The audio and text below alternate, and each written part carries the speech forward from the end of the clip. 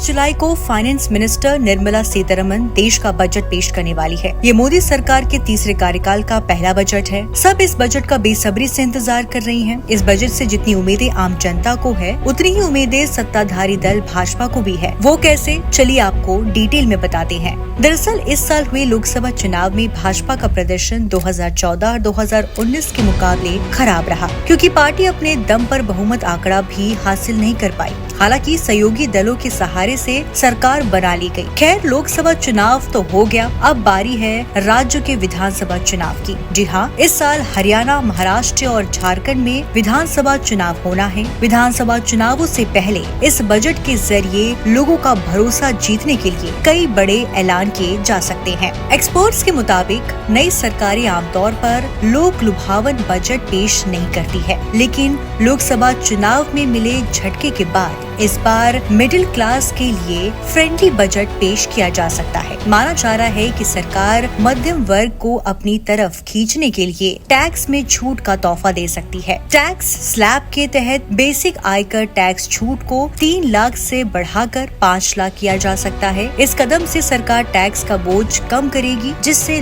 लोगों को महंगाई से राहत मिल सकती है। पूरे लोकसभा चुनाव में विपक्ष ने पुरजोर तरीके से बेरोजगारी का मुद्दा उठाया था। खासकर हरियाणा में रोजगार बड़ा मुद्दा रहा। ऐसे में सरकार युवाओं को साधने के मकसद से रोजगार बढ़ाने वाली योजनाओं का बजट में ऐलान कर सकती है। वहीं किसानों की नाराजगी भी किसी से छिपी नहीं। राजधानी दिल्ली में पूरे 1 साल तक किसान आंदोलन चला। उसके बाद भी किसानों ने कई बार दिल्ली कूच करने की कोशिश की। लोकसभा चुनाव में हरियाणा और पंजाब में इसका खासा असर देखने को मिला। ऐसे में सरकार बजट के जरिए दूर छिटके किसानों को खुश कर सकती है। रिपोर्ट्स के मुताबिक किसानों को उनकी उपज का सही मूल्य दिलाने के लिए एमएसपी की खामियां सरकार दूर कर सकती है। उत्पादन बढ़ाने के लिए बेहतर चीज का इस्तेमाल आसान किया जा सकता है। इसके अलावा पीएम किसान की रकम को 6,000 से बढ़ाकर 8,000 या उससे भी ज्यादा किया जा सकता है। इसके अलावा मैन्युफैक्चरिंग सेक्टर को लेकर भी सरकार गंभीर है। बजट में ऐसी योजनाएं लाई जा सकती है जिससे भारत में मैन्युफैक्चरिंग को बढ़ावा मिलेगा, जो आर्थिक ग्रोथ में इजाफा करेगा। इस बार के बजट में अफोर्डेबल आवास स्कीम को लेकर भी मांग की जा रही है।